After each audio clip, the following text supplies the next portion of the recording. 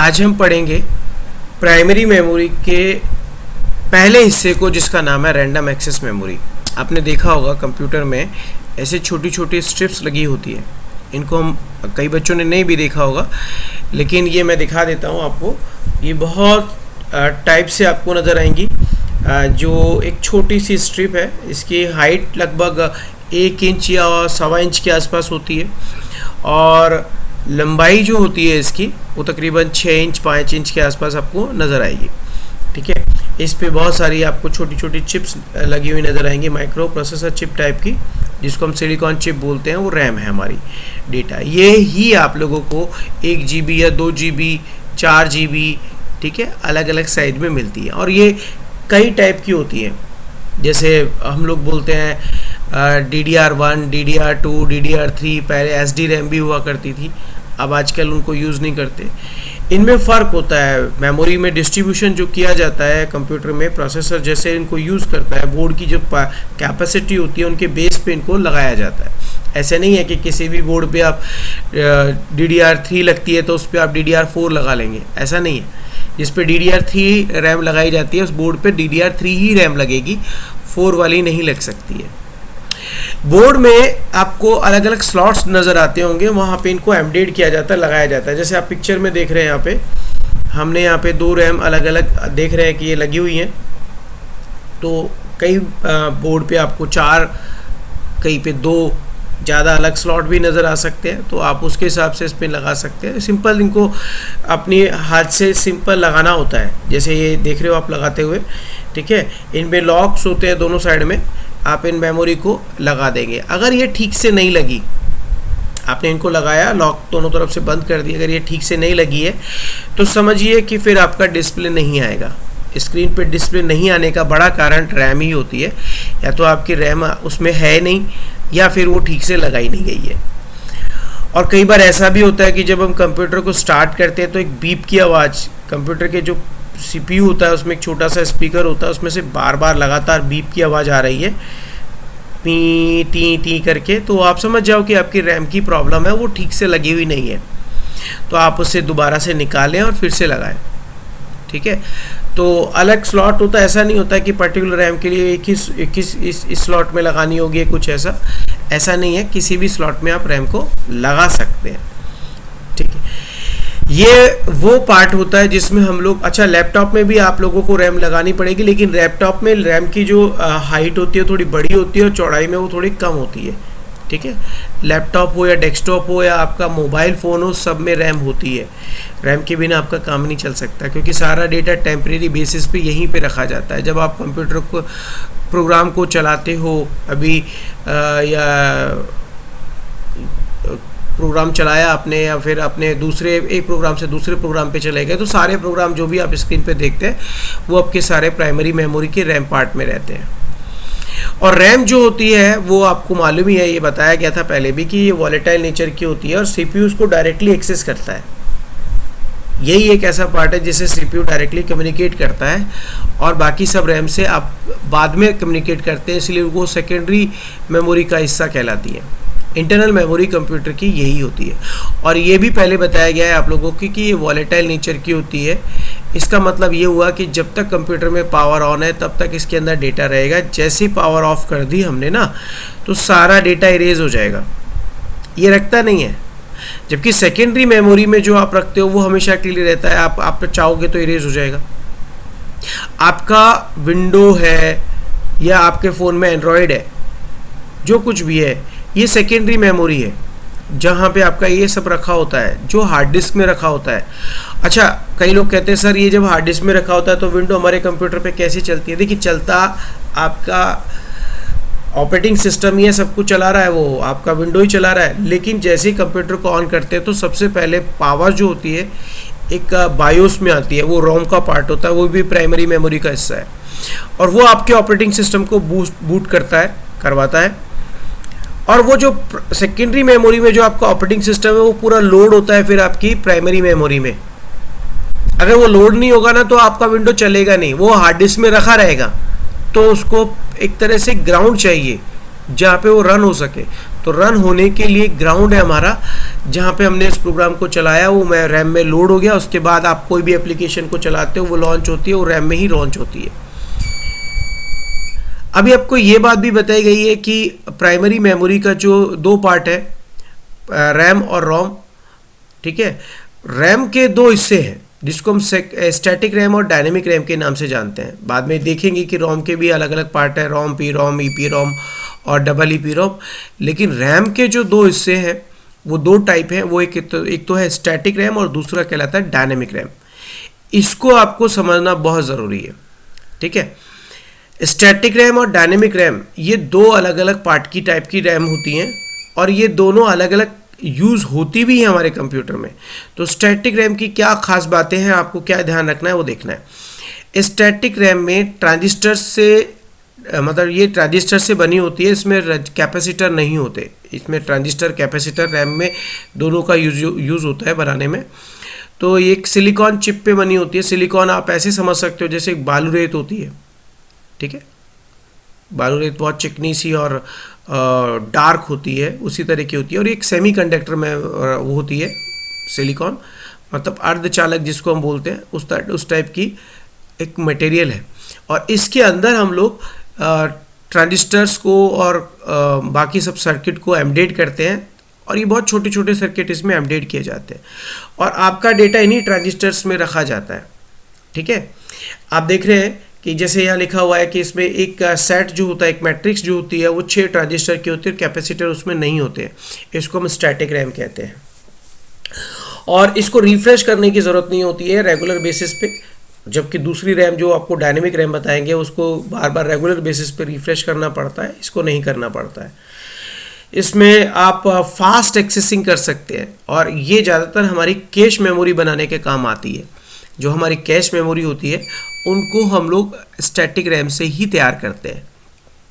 और cache memory आपको पता है कि प्राइमरी मेमोरी और जो हमारी सीपीयू है उनके बीच में जब स्पीड मिसमैच हो जाती है तो डेटा कुछ टाइम के लिए हम लोग कैश मेमोरी में ट्रांसफ़र करवा देते हैं प्राइमरी मेमोरी से, ताकि हमारे कंप्यूटर के इनपुट आउटपुट का कोई ऑपरेशन ना रुके।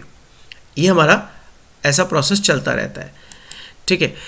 जबकि आपकी स्टैटिक रैम की जो ख़ास करेक्टरिस्टिक्स हैं वो है, एक तो ये इसकी लाइफ लॉन्ग होती है, मतलब इसको रिफ़्रेश नहीं करना पड़ता, ये बार बार आपकी गायब नहीं होती है, ठीक है। रिफ़्रेश नहीं करना पड़ता, फास्ट होती है। फास्ट किससे फास्ट, तो आपको ये फास्ट अगर दिखेगी तो ये आपकी जो डायनेमिक रैम है, ठीक है। कई लोग तो डायनेमिक शब्द समझ के सोचते हैं कि डायनेमिक वाली फास्ट होगी, ऐसा नहीं है। स्टैटिक रैम फास्ट होती है डायनेमिक रैम से, ये बात ध्यान रखिएगा। और स्टैटिक रैम जो होती है वो हम लोग कैश मेमोरी बनाने में काम में लेते हैं और इसका साइज बड़ा होता है, ठीक है। थोड़ी एक्सपेंसिव होती है, हाई पावर का कंजप्शन अगर हम उससे कंपेयर करें डायनेमिक रैम से तो इसमें ज़्यादा होता है, इसको ज़्यादा पावर चाहिए होती है और डायनेमिक रैम को कम पावर चाहिए होती है, क्योंकि उसमें डेटा रुकता नहीं है, कुछ टाइम के लिए रखा जाता है, शॉर्ट टाइम के लिए। तो यानी कि दूसरे टाइप की जो हमारी रैम होती है उसको हम लोग डायनेमिक रैम कहते हैं, इसको DRAM भी कहा जाता है। और एक कंटिन्यूसली इसको रिफ्रेश करना पड़ता है, होती नहीं है, ये करना पड़ता है। और जो हमारी रैम होती है, ठीक है, इसमें ट्रांजिस्टर और कैपेसिटर दोनों का यूज़ होता है। अगर आप एक ट्रांजिस्टर लगा रहे हैं तो एक ही कैपेसिटर इसके साथ में सेट किया जाता है मेमोरी सेल्स में, ठीक है, मैट्रिक्स तैयार करते हैं।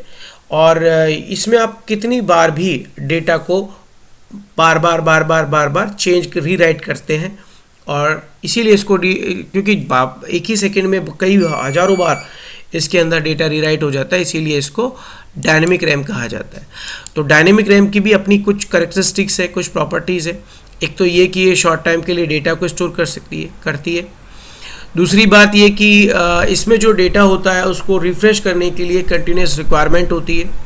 अगर इसको SD रैम के साथ में कंपेयर किया जाए तो ये स्लो होती है और ये नॉर्मल रैम बनाने का यूज़ करती है। जो हम लोग आप देखते हो ना, DDR1 रैम हमारे पास कंप्यूटर में लगी है, DDR2 लगी हुई है, DDR3 लगी हुई है, ये वो रैम है जो हम लोग रियल में यूज़ कर रहे हैं।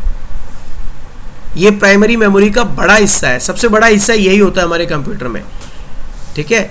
ये जो DDR1, DDR2 ये आप सुनते हो ना, ये आपकी डायनेमिक रैम का हिस्सा होती हैं और ये साइज में बहुत ज़्यादा बड़ी भी नहीं होती हैं, बहुत छोटी होती है। ठीक है। अगर आप सेकेंडरी मेमोरी से कंपेयर करें तो सेकेंडरी मेमोरी कई गुना ज़्यादा होती है। आप लोग सेकेंडरी मेमोरी यूज़ करते हो 100 GB, 1000 GB ऐसे यूज़ करते हो, लेकिन हमारी जो रैम होती है वो 2 GB, 4 GB, 8 GB, 16 GB इतनी यूज़ होती है, ज़्यादा नहीं होती है। ये बहुत कम पावर यूज़ करती है। अगर कंपेयर किया जाए इसको स्टैटिक रैम के साथ में तो ये इतनी पावर यूज़ नहीं करती है। तो ये दो हिस्से आप लोगों को याद रखने हैं, स्टैटिक रैम और डायनेमिक। आज हम पढ़ेंगे प्राइमरी मेमोरी के पहले हिस्से को, जिसका नाम है रैंडम एक्सेस मेमोरी। आपने देखा होगा कंप्यूटर में ऐसे छोटी छोटी स्ट्रिप्स लगी होती है। इनको हम, कई बच्चों ने नहीं भी देखा होगा, लेकिन ये मैं दिखा देता हूँ आपको। ये बहुत टाइप से आपको नज़र आएंगी। जो एक छोटी सी स्ट्रिप है, इसकी हाइट लगभग 1 इंच या 1.25 इंच के आसपास होती है, और लंबाई जो होती है इसकी वो तकरीबन 6 इंच 5 इंच के आसपास आपको नज़र आएगी। ठीक है। इस पे बहुत सारी आपको छोटी छोटी चिप्स लगी हुई नज़र आएंगी, माइक्रो प्रोसेसर चिप टाइप की, जिसको हम सिलिकॉन चिप बोलते हैं। वो रैम है हमारी डेटा। ये ही आप लोगों को 1 GB या 2 GB, 4 GB, ठीक है, अलग अलग साइज में मिलती है। और ये कई टाइप की होती है। जैसे हम लोग बोलते हैं DDR1, DDR2, DDR3, पहले SD रैम भी हुआ करती थी, अब आजकल उनको यूज़ नहीं करते। इनमें फ़र्क होता है। मेमोरी में डिस्ट्रीब्यूशन जो किया जाता है कंप्यूटर में, प्रोसेसर जैसे इनको यूज़ करता है, बोर्ड की जो कैपेसिटी होती है उनके बेस पे इनको लगाया जाता है। ऐसे नहीं है कि किसी भी बोर्ड पे आप DDR3 लगती है तो उस पर आप DDR4 लगा लेंगे, ऐसा नहीं है। जिस पे DDR3 रैम लगाई जाती है उस बोर्ड पे DDR3 ही रैम लगेगी, 4 वाली नहीं लग सकती है। बोर्ड में आपको अलग अलग स्लॉट्स नज़र आते होंगे, वहाँ पे इनको एम्बेड किया जाता है, लगाया जाता है। जैसे आप पिक्चर में देख रहे हैं, यहाँ पे हमने यहाँ पे 2 रैम अलग अलग देख रहे हैं कि ये लगी हुई हैं।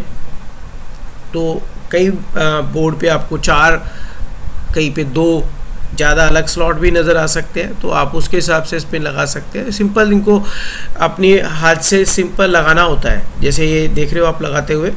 ठीक है। इनमें लॉक्स होते हैं दोनों साइड में, आप इन मेमोरी को लगा देंगे। अगर ये ठीक से नहीं लगी, आपने इनको लगाया, लॉक दोनों तरफ से बंद कर दिया, अगर ये ठीक से नहीं लगी है तो समझिए कि फिर आपका डिस्प्ले नहीं आएगा। स्क्रीन पे डिस्प्ले नहीं आने का बड़ा कारण रैम ही होती है। या तो आपकी रैम उसमें है नहीं, या फिर वो ठीक से लगाई नहीं गई है। और कई बार ऐसा भी होता है कि जब हम कंप्यूटर को स्टार्ट करते हैं तो एक बीप की आवाज़, कंप्यूटर के जो CPU होता है उसमें एक छोटा सा स्पीकर होता है, उसमें से बार बार लगातार बीप की आवाज़ आ रही है, पी टी टी करके, तो आप समझ जाओ कि आपकी रैम की प्रॉब्लम है, वो ठीक से लगी हुई नहीं है। तो आप उसे दोबारा से निकालें और फिर से लगाएं। ठीक है।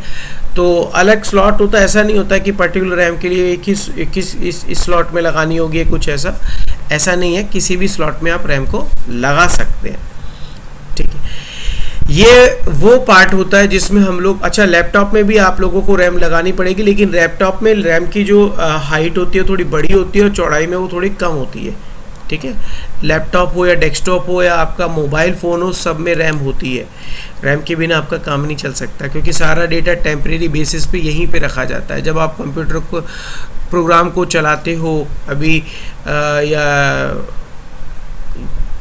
प्रोग्राम चलाया आपने, या फिर अपने दूसरे एक प्रोग्राम से दूसरे प्रोग्राम पे चले गए, तो सारे प्रोग्राम जो भी आप स्क्रीन पे देखते हैं वो आपके सारे प्राइमरी मेमोरी के रैम पार्ट में रहते हैं। और रैम जो होती है वो आपको मालूम ही है, ये बताया गया था पहले भी कि ये वॉलेटाइल नेचर की होती है और CPU उसको डायरेक्टली एक्सेस करता है। यही एक ऐसा पार्ट है जिसे CPU डायरेक्टली कम्युनिकेट करता है, और बाकी सब रैम से आप बाद में कम्युनिकेट करते हैं, इसलिए वो सेकेंडरी मेमोरी का हिस्सा कहलाती है। इंटरनल मेमोरी कंप्यूटर की यही होती है। और ये भी पहले बताया गया है आप लोगों की कि ये वॉलेटाइल नेचर की होती है। इसका मतलब ये हुआ कि जब तक कंप्यूटर में पावर ऑन है तब तक इसके अंदर डेटा रहेगा। जैसे ही पावर ऑफ कर दी हमने ना, तो सारा डेटा इरेज हो जाएगा, ये रखता नहीं है। जबकि सेकेंडरी मेमोरी में जो आप रखते हो वो हमेशा के लिए रहता है, आप चाहोगे तो इरेज हो जाएगा। आपका विंडो है या आपके फ़ोन में एंड्रॉयड है, जो कुछ भी है, ये सेकेंडरी मेमोरी है, जहाँ पे आपका ये सब रखा होता है, जो हार्ड डिस्क में रखा होता है।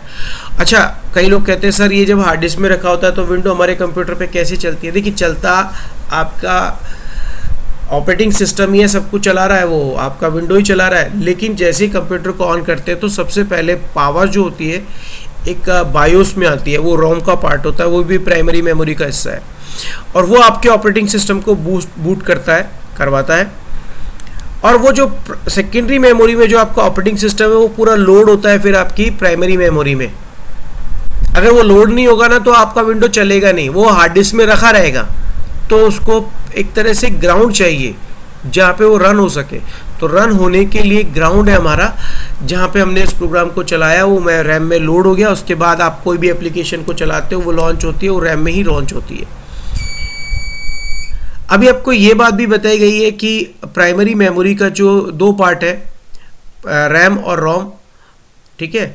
रैम के दो हिस्से हैं जिसको हम स्टैटिक रैम और डायनेमिक रैम के नाम से जानते हैं। बाद में देखेंगे कि रोम के भी अलग अलग पार्ट है, रोम, पी रोम, ईपी रोम और डबल ईपी रोम। लेकिन रैम के जो दो हिस्से हैं वो दो टाइप हैं, वो एक तो है स्टैटिक रैम और दूसरा कहलाता है डायनेमिक रैम। इसको आपको समझना बहुत ज़रूरी है, ठीक है। स्टैटिक रैम और डायनेमिक रैम ये दो अलग अलग पार्ट की टाइप की रैम होती हैं, और ये दोनों अलग अलग यूज़ होती भी है हमारे कंप्यूटर में। तो स्टैटिक रैम की क्या खास बातें हैं, आपको क्या ध्यान रखना है वो देखना है। स्टैटिक रैम में ट्रांजिस्टर से मतलब ये ट्रांजिस्टर से बनी होती है, इसमें कैपेसिटर नहीं होते। इसमें ट्रांजिस्टर कैपेसिटर रैम में दोनों का यूज़ होता है बनाने में। तो ये एक सिलिकॉन चिप पे बनी होती है। सिलिकॉन आप ऐसे समझ सकते हो जैसे एक बालू रेत होती है, ठीक है। बालू रेत बहुत चिकनी सी और डार्क होती है, उसी तरह की होती है। और एक सेमीकंडक्टर में वो होती है सिलिकॉन, मतलब अर्धचालक जिसको हम बोलते हैं, उस टाइप की एक मटेरियल है। और इसके अंदर हम लोग ट्रांजिस्टर्स को और बाकी सब सर्किट को एम्बेड करते हैं, और ये बहुत छोटे छोटे सर्किट इसमें एम्बेड किए जाते हैं, और आपका डेटा इन्हीं ट्रांजिस्टर्स में रखा जाता है, ठीक है। आप देख रहे हैं कि जैसे यहाँ लिखा हुआ है कि इसमें एक सेट जो होता है, एक मैट्रिक्स जो होती है वो 6 ट्रांजिस्टर की होती है, कैपेसिटर उसमें नहीं होते हैं। इसको हम स्टैटिक रैम कहते हैं, और इसको रिफ्रेश करने की ज़रूरत नहीं होती है रेगुलर बेसिस पे। जबकि दूसरी रैम जो आपको डायनेमिक रैम बताएंगे उसको बार बार रेगुलर बेसिस पे रिफ्रेश करना पड़ता है, इसको नहीं करना पड़ता है। इसमें आप फास्ट एक्सेसिंग कर सकते हैं, और ये ज़्यादातर हमारी कैश मेमोरी बनाने के काम आती है। जो हमारी कैश मेमोरी होती है उनको हम लोग स्टैटिक रैम से ही तैयार करते हैं। और कैश मेमोरी आपको पता है कि प्राइमरी मेमोरी और जो हमारी सीपीयू है उनके बीच में जब स्पीड मिसमैच हो जाती है तो डेटा कुछ टाइम के लिए हम लोग कैश मेमोरी में ट्रांसफ़र करवा देते हैं प्राइमरी मेमोरी से, ताकि हमारे कंप्यूटर के इनपुट आउटपुट का कोई ऑपरेशन ना रुके। ये हमारा ऐसा प्रोसेस चलता रहता है, ठीक है। जबकि आपकी स्टैटिक रैम की जो ख़ास करेक्टरिस्टिक्स हैं वो है, एक तो ये इसकी लाइफ लॉन्ग होती है, मतलब इसको रिफ़्रेश नहीं करना पड़ता, ये बार बार आपकी गायब नहीं होती है, ठीक है। रिफ़्रेश नहीं करना पड़ता, फास्ट होती है। फास्ट किससे फास्ट? तो आपको ये फास्ट अगर दिखेगी तो ये आपकी जो डायनेमिक रैम है, ठीक है। कई लोग तो डायनेमिक शब्द समझ के सोचते हैं कि डायनेमिक वाली फास्ट होगी, ऐसा नहीं है। स्टैटिक रैम फास्ट होती है डायनेमिक रैम से, ये बात ध्यान रखिएगा। और स्टैटिक रैम जो होती है वो हम लोग कैश मेमोरी बनाने में काम में लेते हैं, और इसका साइज बड़ा होता है, ठीक है। थोड़ी एक्सपेंसिव होती है, हाई पावर का कंजप्शन अगर हम उससे कंपेयर करें डायनेमिक रैम से तो इसमें ज़्यादा होता है, इसको ज़्यादा पावर चाहिए होती है, और डायनेमिक रैम को कम पावर चाहिए होती है, क्योंकि उसमें डेटा रुकता नहीं है, कुछ टाइम के लिए रखा जाता है, शॉर्ट टाइम के लिए। तो यानी कि दूसरे टाइप की जो हमारी रैम होती है उसको हम लोग डायनेमिक रैम कहते हैं, इसको DRAM भी कहा जाता है। और ये कंटिन्यूसली इसको रिफ्रेश करना पड़ता है, होती नहीं है, ये करना पड़ता है। और जो हमारी रैम होती है, ठीक है, इसमें ट्रांजिस्टर और कैपेसिटर दोनों का यूज़ होता है। अगर आप एक ट्रांजिस्टर लगा रहे हैं तो एक ही कैपेसिटर इसके साथ में सेट किया जाता है मेमोरी सेल्स में, ठीक है। मैट्रिक्स तैयार करते हैं, और इसमें आप कितनी बार भी डेटा को बार बार चेंज रीराइट करते हैं, और इसीलिए इसको क्योंकि एक ही सेकंड में कई हज़ारों बार इसके अंदर डेटा रीराइट हो जाता है, इसीलिए इसको डायनेमिक रैम कहा जाता है। तो डायनेमिक रैम की भी अपनी कुछ करेक्टरिस्टिक्स है, कुछ प्रॉपर्टीज़ है। एक तो ये कि ये शॉर्ट टाइम के लिए डेटा को स्टोर करती है। दूसरी बात ये कि इसमें जो डेटा होता है उसको रिफ़्रेश करने के लिए कंटिन्यूस रिक्वायरमेंट होती है। अगर इसको SD रैम के साथ में कंपेयर किया जाए तो ये स्लो होती है, और ये नॉर्मल रैम बनाने का यूज़ करती है। जो हम लोग आप देखते हो ना, DDR1 रैम हमारे पास कंप्यूटर में लगी है, DDR2 लगी हुई है, DDR3 लगी हुई है, ये वो रैम है जो हम लोग रियल में यूज़ कर रहे हैं। ये प्राइमरी मेमोरी का बड़ा हिस्सा है, सबसे बड़ा हिस्सा यही होता है हमारे कंप्यूटर में, ठीक है। ये जो DDR1, DDR2 ये आप सुनते हो ना, ये आपकी डायनेमिक रैम का हिस्सा होती है, और ये साइज में बहुत ज़्यादा बड़ी भी नहीं होती है, बहुत छोटी होती है, ठीक है। अगर आप सेकेंडरी मेमोरी से कंपेयर करें तो सेकेंडरी मेमोरी कई गुना ज़्यादा होती है। आप लोग सेकेंडरी मेमोरी यूज़ करते हो 100 GB, 1000 GB ऐसे यूज़ करते हो, लेकिन हमारी जो रैम होती है वो 2 GB, 4 GB, 8 GB, 16 GB इतनी यूज़ होती है, ज़्यादा नहीं होती है। ये बहुत कम पावर यूज़ करती है। अगर कंपेयर किया जाए इसको स्टैटिक रैम के साथ में, तो ये इतनी पावर यूज़ नहीं करती है। तो ये दो हिस्से आप लोगों को याद रखने हैं, स्टैटिक रैम और डायनेमिक।